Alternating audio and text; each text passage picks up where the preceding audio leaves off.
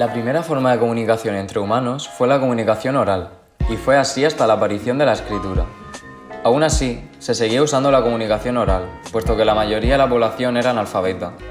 La invención de la imprenta en el año 1450 dio paso a un nuevo mundo de la comunicación, y con ello a nuevas formas de difundir información.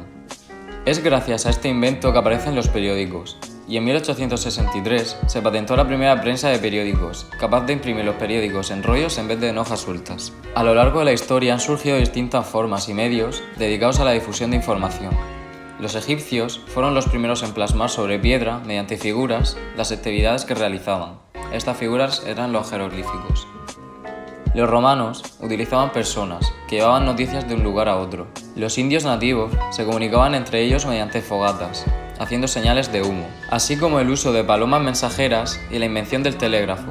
En los años 60 empezó a surgir el concepto de Internet, y en 1965 Lawrence Roberts conectó un ordenador en Massachusetts con otro ordenador en California, mediante una línea telefónica conmutada de baja velocidad, creando así la primera red de área amplia del mundo. Fueron estos los primeros pasos para llegar a un mundo en donde Internet es la base de la sociedad. Es cierto que el periodismo ha cambiado en la última década gracias a Internet. Hemos sido testigos de cómo la prensa escrita ha sido desplazada por la prensa digital, y eso es un hecho. La mayoría de la gente hoy en día consulta las noticias mediante las páginas web de los diarios e incluso mediante las redes sociales, llegando al público de una forma mucho más directa y atractiva.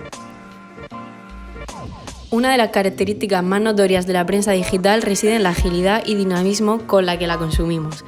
Ya no tenemos que ir a un lugar físico para ello, sino que desde la palma de nuestra mano podemos acceder a un sinfín de información de manera gratuita siempre que tengamos acceso a Internet. Además, esta información se actualiza en tiempo real, lo que nos permite estar al tanto de todo. Otra de las características es el feedback, la interacción que se produce. Ahora no solo recibimos la información, sino que podemos interactuar con ella, es decir, podemos responder y opinar sobre estas con gente de cualquier parte del mundo, mediante las redes sociales para tener así influencia sobre ella. Ahora no solo lees los textos de los periódicos, en la actualidad la mayoría de los diarios incluyen contenido multimedia que puedes reproducir, vídeos, imágenes en movimiento, tweets. El periodismo digital permite que el usuario pueda consultar y contrastar información y noticias de diversas fuentes, aumentando así la democratización de esta. Además, la mayoría de los diarios se están digitalizando, lo que significa que podemos consultar noticias de cualquier parte del mundo. Por otro lado, también supone una estrategia económica porque muchos de estos diarios crean un modelo de suscripción mensual o semanal con un precio muy atractivo para el público, al estilo Netflix o Spotify. Algunos de estos diarios son The New York Times o Wall Street Journal. Uno de los atractivos de la prensa digital también reside en las hemerotecas digitales, donde puedes consultar ediciones antiguas de periódicos. Todos estos datos son muy positivos, pero como todo, el periodismo digital también tiene su lado negativo. En los últimos años, la propagación de las famosas fake news está siendo un problema muy importante. Esto hace que las fuentes no sean fiables del todo y haya que contrastar. A pesar de que en una gran cantidad de países existe la libertad de prensa, hoy en día las noticias están filtradas por una serie de algoritmos, y ahora en mayor medida con la aprobación del artículo 13 en la Unión Europea, limitándose la información que vemos. Aumenta la posibilidad de encontrar información sensible, información que no es apta para todos los públicos.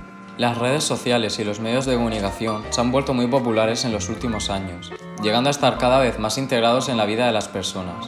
Han cambiado las actividades cotidianas y han conectado gente de una manera novedosa.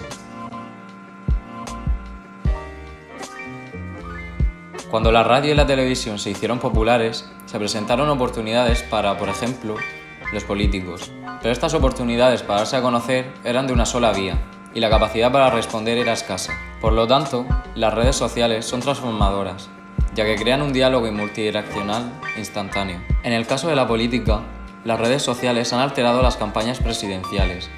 Ya no tienen que depender de las organizaciones de noticias para decidir qué historias salen al aire y por cuánto tiempo. Consiguen una conexión con los votantes y su apoyo.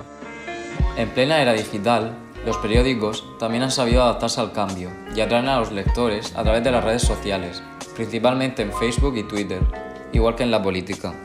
Algunos periódicos como El País, El Mundo, ABC o La Razón tienen una presencia en las redes sociales bastante activa. Los principales lectores de este nuevo formato de los periódicos son la generación millennial, a los cuales se les atribuye el papel del principal público económico. El País se posiciona como la cabecera líder en cuanto a seguidores en ambas redes, teniendo en Twitter más de 6 millones de seguidores.